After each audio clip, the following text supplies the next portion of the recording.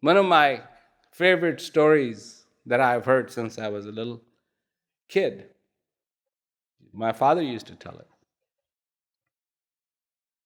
was there was this king. And one day, this king was attacked.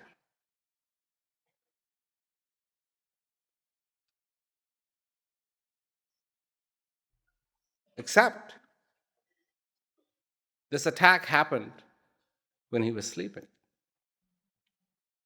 So he's lying in his bed, he's dreaming that he has been attacked and that he has lost his kingdom. He lost the fight. And the winning king has given orders that he be executed. And he's running through the forest to save his life. He finally finds himself in the forest and he's hungry. He's cold, he's hungry. He finds a hut. In the hut, there is an old lady. He knocks on the door and he says to the old lady, "Can I have something to eat?" She goes, "I just finished making my food and I have eaten it, but I do have a little bit of lentils left and a little bit of rice, uncooked. Here it is. Cook for yourself and eat and be satisfied."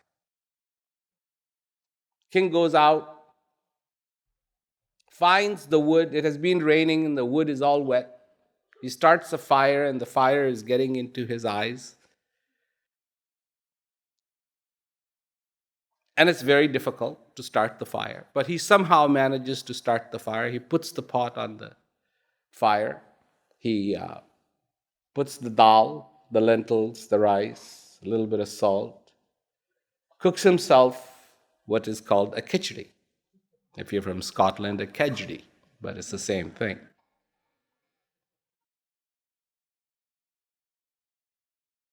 It's too hot for him to eat, so he puts it on a leaf to cool down. Two bulls come by fighting, and he has to move away. And they take what he has made and stamp all over it and mix it in the mud. The pain of this defeat, losing the war, losing his kingdom, hunger, being in the forest. Just imagine, that's a nightmare.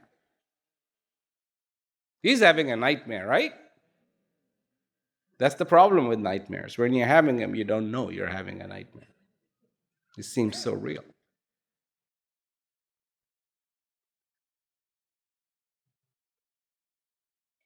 And he starts crying.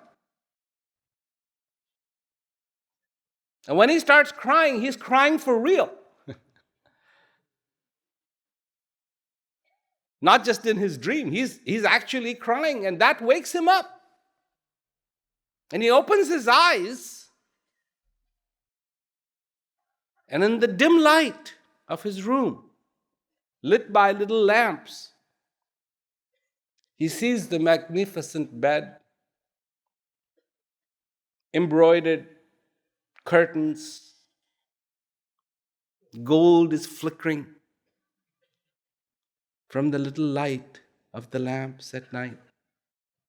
He can see the outline of his soldiers standing there guard with spears as their uniform is glistening from the little light from the lamps. He feels around him and he's lying on the softest possible bed he can imagine with velvet pillows.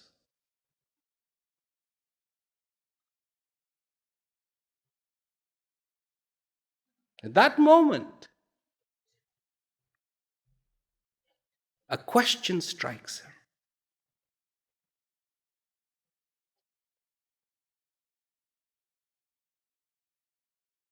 The brilliance of this story is just this question that strikes it, which doesn't strike us.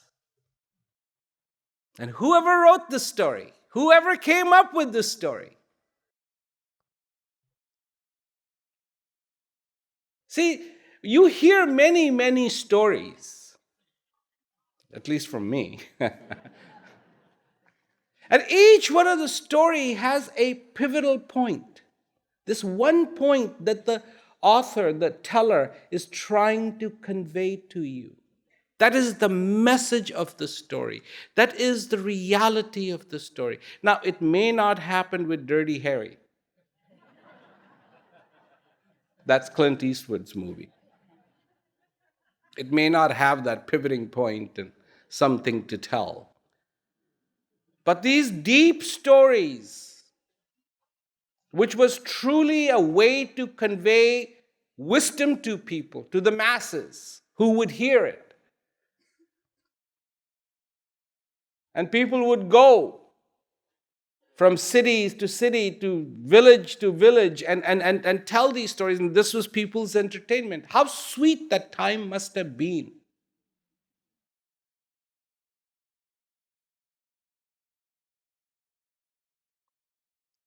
Before Ved Vyas, the person who wrote Mahabharata, the rishis and the many, many ashrams that existed and many teachers that existed had the knowledge of what was eventually put in the Vedas. But they refused to write it. Writing existed, and means for writing existed. But they refused to write it. You know why? Because they knew that if it was ever written, it no longer would be synced with time. That whenever this wisdom was passed to people, it would be in sync with the time. What would come out would be understood by the people of that time, would be current for those people of the time, would be accepted by those people of the time. They would be used by the people of the time. The downside of it was that as rivers shifted, because India was still moving north, and this is the reality of it, India is still moving north, and the rivers are going, not here, not anymore. And people have set up their ashram, because one of the most important thing was water. And in those days, cities or villages or whatever was done, it was make sure the water is available. Because if you had the water, you could grow crops. And of course, without water, no life.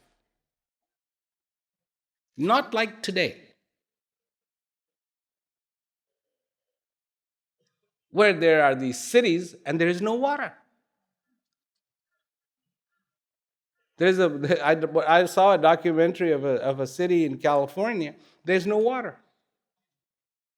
Every ounce of water for the toilet, for the sink, for brushing the teeth is shipped in by trucks.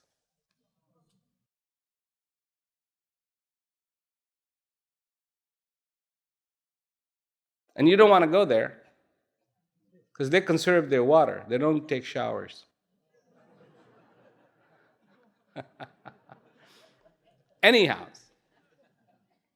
that something remains current. And here's the pivotal point of that story. So he wakes up. He looks around. He sees he's still a king. Soldiers, I already described everything pretty well, right? The question he asks himself is this a dream? Or was that a dream where he's hungry?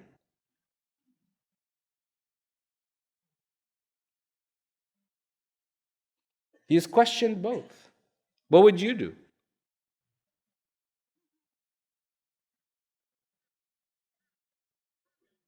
Oh, instruments of truth who can detect truth just like that. Is there something black on my nose? No. You see, have you seen mechanics? Car mechanics? Sometimes they will have a big line right here, and they don't know. They're going around like, no, there's nothing there. To them, that's the truth. The truth to you would then be, oh, no, no, look at your face. That's not the truth either. That's not the truth either. And he's asking himself a question. Which one was the dream? Would we have the gall to ask that question? Which one is the dream? Was our nightmare real? And what we are seeing now is real? Which one is the dream? Which one is the nightmare and which one is the reality? So, anyways, the story goes on. He makes a declaration. Please, somebody answer my question. People come out. He's getting BS answers like he would today. Stupid answers. According to your astrology sign, that was just a nightmare king. This is what's real. You're destined to be the king. There's nobody born who can defeat you. Blah, blah, blah, blah, blah. He's not buying it. He's not convinced. He's been touched by that dream so hard. He really wants to know which one is real. That there's nothing to stop for him dreaming that he has made a declaration, that he woke up and found that he's still a king when he's maybe lying on some floor in the jungle, hungry and wet.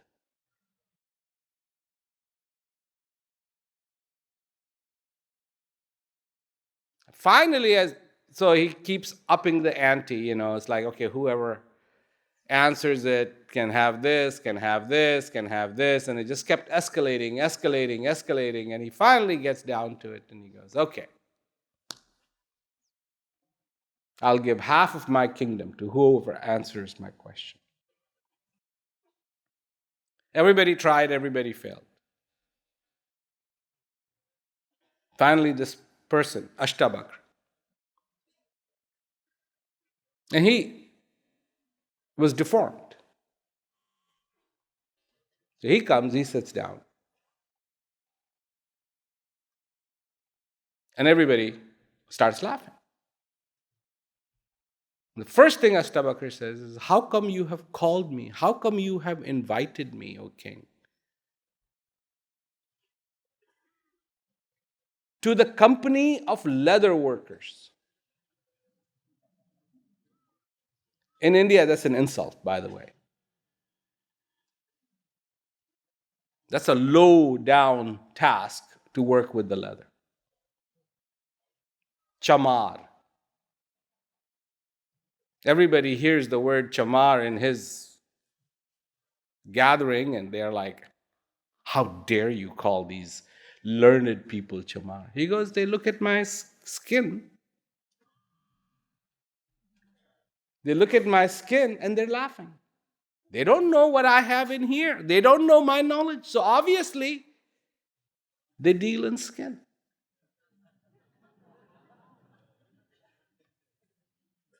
King goes, okay, this sounds promising. And here comes the answer. The second twist, the untangling. So the tangling is which one is real, and the untangling, here it comes.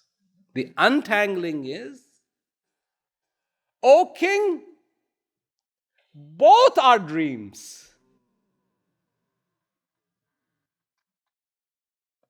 Right?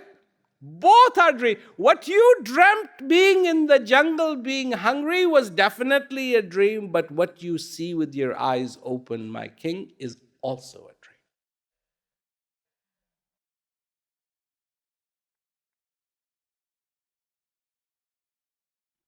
Tellers of truth, figure that one out. both are just a dream. It is the easiest thing to forget. This is a dream. Because you're so deep into this dream that it doesn't seem like a dream. And there's only one solution to this problem. Only one. Only one. To be reminded again and again and again and again and again.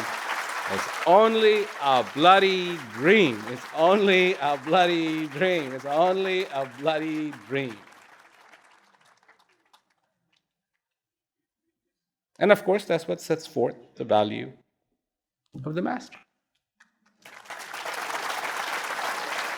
It's only a dream. It's only a dream. It's only a dream. It's only, it doesn't look like a dream. It doesn't look like a dream. But isn't it? It is a dream. It is a dream. It is a dream. It is a dream. It is a dream. Doesn't seem like a dream. It doesn't seem like a dream. Yeah, but it is a dream. It is a dream. It is a dream. It is a dream. Just like he said, Ashtabakra said, that was a dream and this is a dream. Don't seek reality here. You want to seek reality in you, in that real place that you have, which is not a dream.